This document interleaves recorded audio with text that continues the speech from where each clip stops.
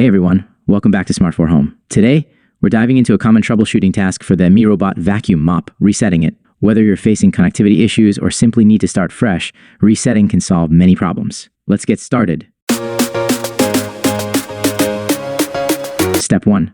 Check your Mi Home app first. Ensure your Mi Home app is up to date and connected to the internet. This app is crucial for controlling and troubleshooting your Mi Robot Vacuum Mop. Step 2. Locate the reset button. Next, find the reset button on your Mi Robot Vacuum Mop.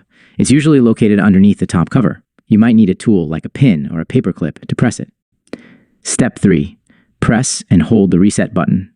Press and hold the reset button for about 5 to 10 seconds until you see the indicator lights blink. This action will initiate the reset process.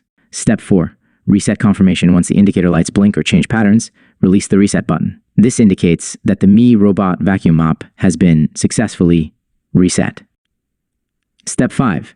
Reconnect and set up now. Go back to your Mi Home app. Follow the app's instructions to reconnect your Mi Robot Vacuum Mop to your Wi-Fi network and set it up again. Make sure to enter the correct Wi-Fi credentials during this process. Step 6.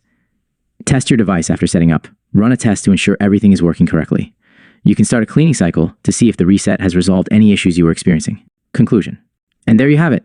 Resetting your Mi Robot Vacuum Mop is a straightforward process that can help resolve connectivity or operational issues. If you found this video helpful, don't forget to give it a thumbs up and subscribe for more tech tips and tutorials. Have questions or other topics you'd like us to cover? Drop them in the comments below. Thanks for watching.